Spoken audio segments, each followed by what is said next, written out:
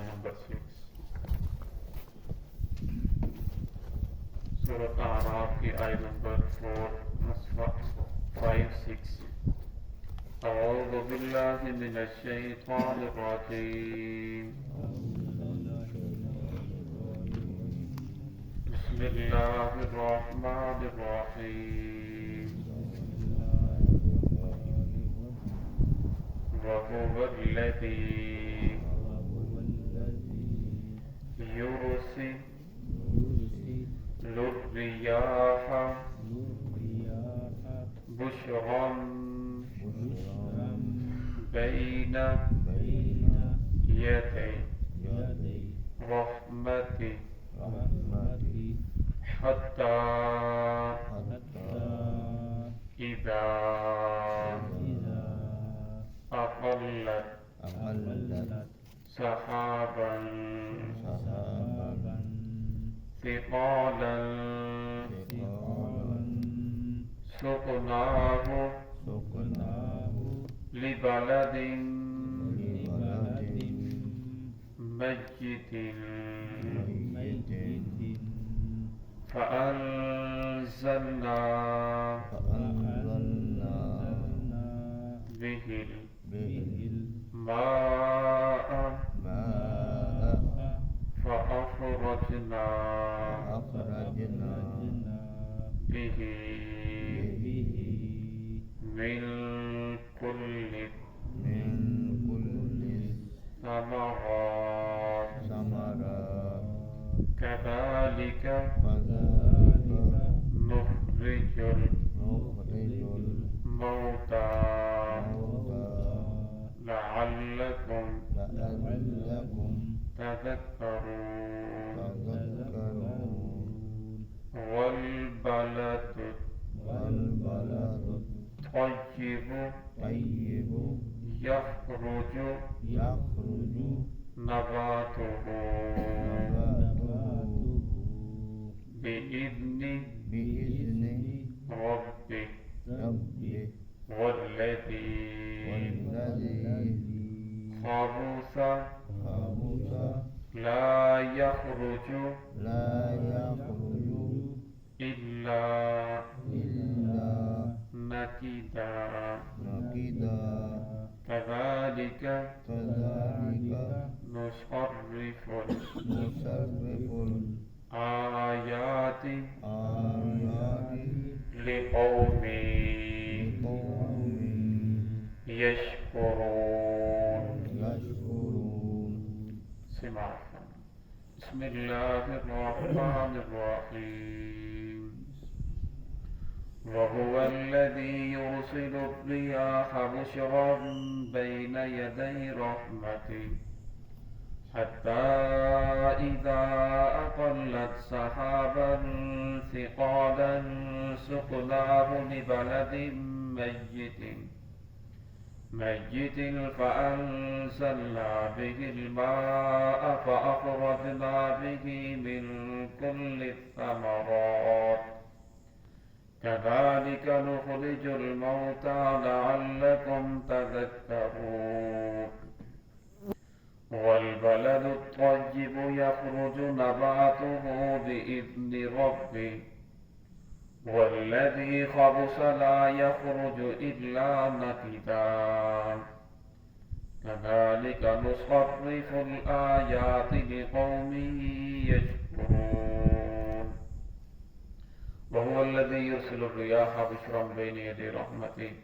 अल्लाह रब्बुल इज़्ज़त वो ज़ात है जो चलाते हैं हवाओं को बुशरम बैन यदे रहमती और वो खुशखबरी देती हैं उसकी रहमत से पहले हत्ता इज़ा अक़ल्ल सहाबन सिक़ालन हत्ता के जब वो हवाएं बादलों को उठाती हैं सिक़ालन जो बहुत ज़्यादा बोझल होते हैं सुक़नाहु फिर हम उन्हें चलाते हैं लिबलदिन मय्यतिन मुर्दा शहरों की तरफ फ़अन्ज़लना बिहिल मा फिर हम उतारते हैं उन बादलों के ज़रिए से पानी फ़अख़रजना बिही मिन कुल्लि समरात फिर हम निकालते हैं उसके ज़रिए से हर किस्म के फल सब्जियाँ कज़ालिक नुख़रिजुल मौता इसी तरह हम मुर्दों को जिंदा करेंगे ज़मीन से निकालेंगे लअल्लकुम तज़क्करून ताकि तुम नसीहत हासिल करो।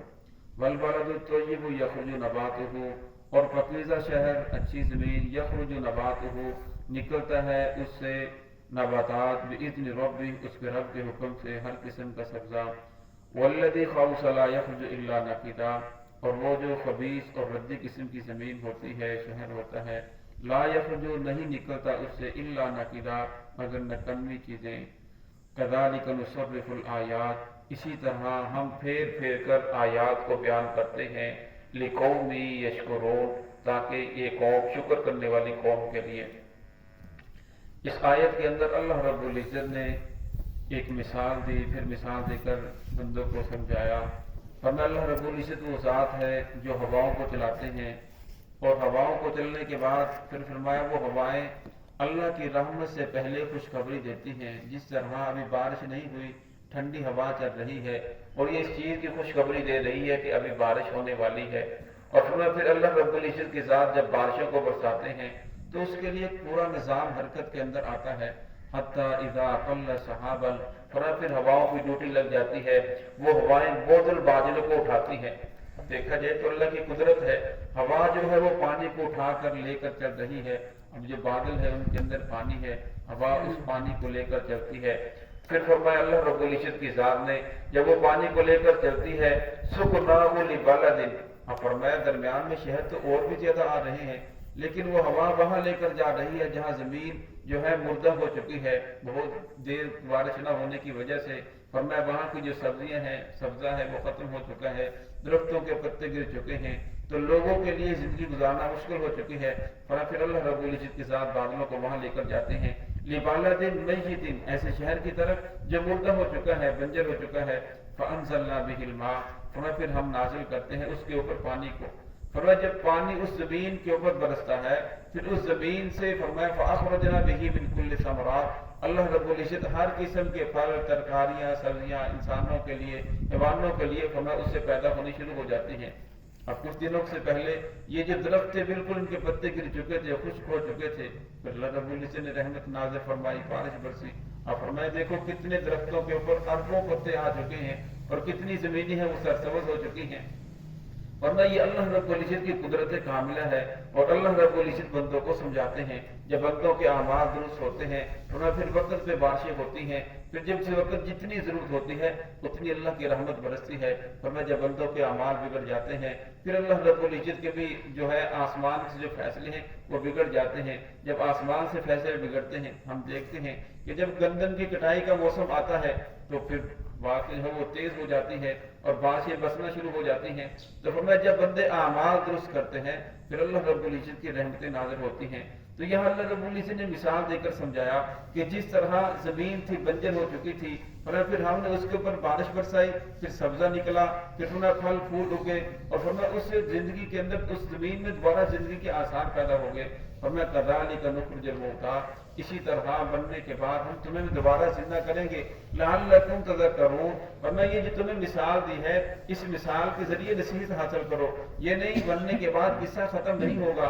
फरमाया ये नहीं कि दुनिया के अंदर इंसान आया है वो आखिरत को छोड़कर दुनिया के पीछे लगा हुआ है और दुनिया में लूट मार कर रहा है। फरमाया उसको वो ये शायद ये समझ रहा है कि मरूंगा और मरने के बाद किस्सा खत्म हो जाएगा।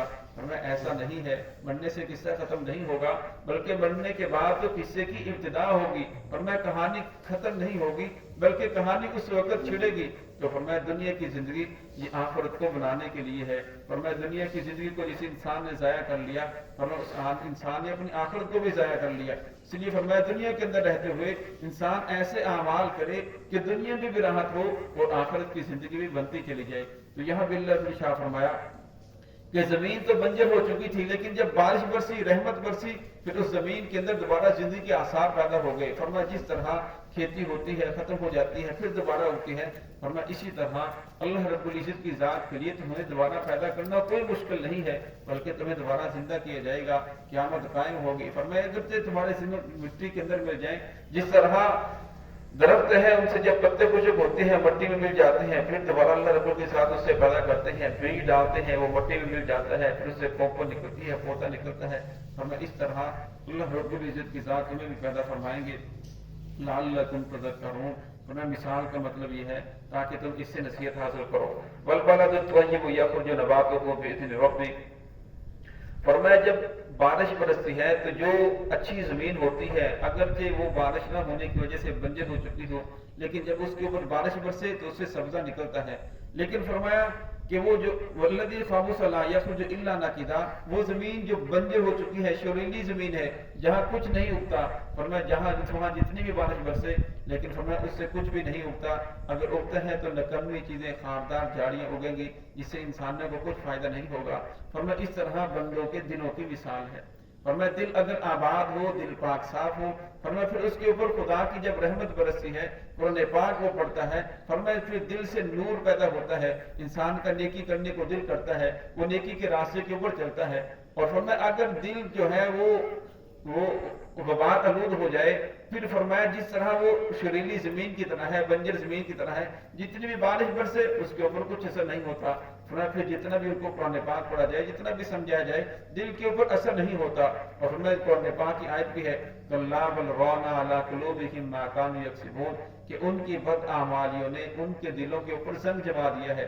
فرمایا جب دل کے اوپر زنگ لگ جاتا ہے، انسان توبہ نہیں کرتا، سیدھے راستے کے اوپر نہیں آتا، فرمایا پھر وہ بڑھتے بڑھتے دل بالکل سیاہ ہو جاتا ہے، پھر نیکی کرنے کو دل نہیں کرتا، نیکی کی بات دل کے اوپر اثر نہیں کرتی، مسجد میں آنا اسے بوجھ محسوس ہوتا ہے، اور فرمایا باقی کام کرنے اسے آسان ہوتے ہیں. کیوں؟ اس لیے کہ دل اب بالکل سیاہ ہو چکا ہے. اور فرمایا اس دل کی صفائی کے لیے قرآن پاک کی تلاوت کی جائے، تیسرے کلمہ کی پڑھا جائے، استغفار کی جائے، اور اللہ رب کی ذات سے توبہ و استغفار کرے، اپنے گناہوں کی معافی مانگے. فرمایا جب بندہ اپنے گناہوں کی معافی مانگتا ہے پھر دل بالکل پاک صاف ہو جاتا ہے، پھر وہ دیوار کے اوپر لکھی ہوئی بات سے بھی نصیحت حاصل کر لیتا ہے. اور فرمایا اگر دل غبار آلود ہو، پھر فرمایا اسے قرآن پاک بھی پڑھ کر سناؤ، سمجھاؤ، لیکن دل کے اوپر بات اثر نہیں کرتی. تو اللہ بھی شاہ فرمایا جس طرح اچھی زمین اور بری زمین ہے، اسی طرح دل کی زمین بھی ہے. دل اگر پاک صاف ہے تو اس کے اوپر نیکی کی بات اثر کرتی ہے، لیکن فرمایا جب دل غبار آلود ہو جاتا ہے، فرمایا جب دل بنجر ہو جاتا ہے، دل کی زمین بنجر ہو جاتی ہے، فرمایا پھر اس کے اوپر کوئی چیز اثر نہیں کرتی. کذالک نصرف الآیات، اسی طرح ہم اپنی آیات کو، نشانیوں کو پھیر پھیر کر بیان کرتے ہیں، لقوم یشکرون، شکر کرنے والی قوم کے لیے. فرمایا شکر یہ ہے کہ انسان اللہ رب العزت کے سامنے سجدہ ریز ہو جائے. انسان پانی پیتا ہے تو پانی پینے کے بعد انسان الحمدللہ اللہ رب کا شکر ادا کرتا ہے. حکماء فرماتے ہیں کہ جب انسان پانی پیتا ہے تو پانی کا جو اثر ہے وہ 1-1.5 منٹ کے اندر سر کے بالوں سے لے کر پاؤں کے ناخنوں کے نیچے تک اس پانی کا اثر پہنچتا ہے.